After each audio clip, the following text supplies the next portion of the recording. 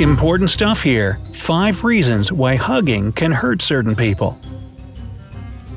Humans do a lot of weird things. Changing their voice to a higher pitch when they talk to babies. Slowing down on the highway when they see someone pulled over on the side of the road. And awkwardly wrapping their arms around people they barely know when they enter a room. Ooh! Does that last one sound familiar? Yeah, we're talking about hugging. While most humans are totally cool with dishing out hugs all day, many people feel very uncomfortable doing it. But why is it that some people don't like hugging? And how can you spot this kind of person so that you don't scare them away with a warm embrace? Well, before we figure it all out, don't forget to click the subscribe button and turn on notifications to join us on the bright side of life. So, what do funerals, graduations, and parties have in common? Aside from a wide assortment of food and an awkward grandma or two, they're filled with people who want to hug each other. Whether they know one another or they're meeting for the first time, people tend to hug each other as a form of warm greeting. While this motion is widely used around the world and we're taught to do it from an early age, there are plenty of people who absolutely hate hugging. In fact, many of these people hate touching other people in general. But what makes a person not want to be touched? Believe it or not, the reasons may be more deeply rooted than you think. There are many reasons why a person might not like to be touched. 1. It's all about the way they were raised. One theory of why people don't like touching and hugging is simply due to the fact that it didn't happen a lot in their home as they were growing up. Well, that's what one Swedish study proved back in 2012. The study was published in the journal Comprehensive Psychology and focused on finding out why hugging actually took place among people and the emotions or physical response it created. One of their findings proved that people who were raised with lots of hugs at home were likely to continue hugging comfortably in their adult life. The study even went far as to say that hugging is an important element in a child's emotional upbringing. While hugging may be unnatural to some people who grew up without doing it, there are others who go the opposite way. This is because some children who are raised without any touch, let alone hugs, crave the social interaction as adults and are always seeking this type of affection.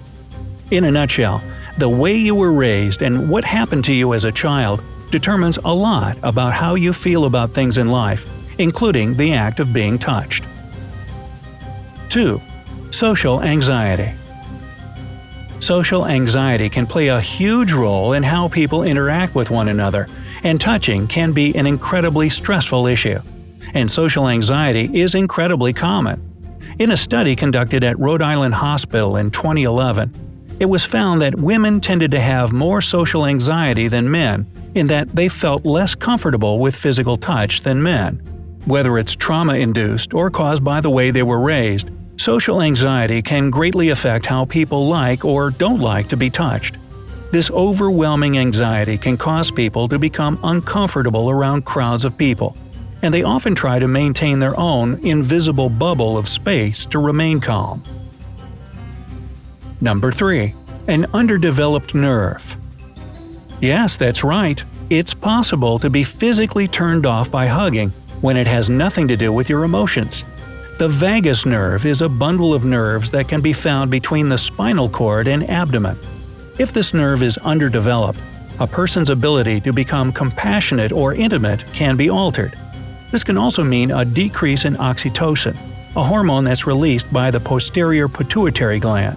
If oxytocin levels decrease, people may have a difficult time forming bonds with other people. Some may even find it hard to pick up certain social cues, or they might be less social due to the lack of oxytocin being released into their bodies. Number 4. Self-esteem issues. The way you handle yourself at social events, in intimate relationships, and even with family can greatly depend on your level of self-esteem. People who lack confidence can have a hard time when it comes to touching and hugging. A lack of self-esteem can also be a root cause of social anxiety and other phobias. Number 5. Cultural differences. Similar to how a person who is raised without hugging is less likely to like touching, People in different cultures feel differently about getting intimate. Check this out. People in the US and England tend to hug and be more touchy than many people in Puerto Rico and France. Neither way is right or wrong. They're just different cultures with different ways of doing things. No matter the reason why a person doesn't like to be touched, it's important to realize that you probably don't know the whole story. Judging them for not wanting a hug wouldn't be right.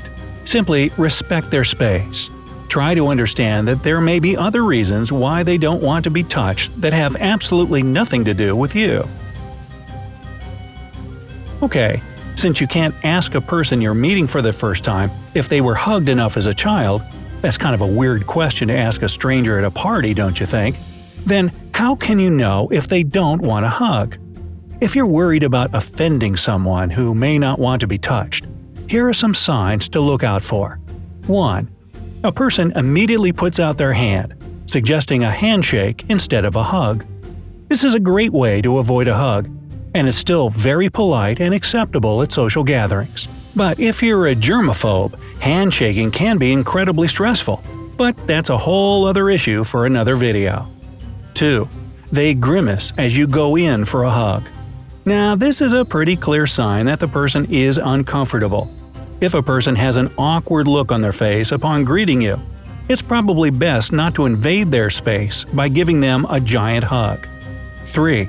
As you come in for the hug, they zap you with pepper spray. Again, this is a pretty clear sign. Hey, I'm kidding.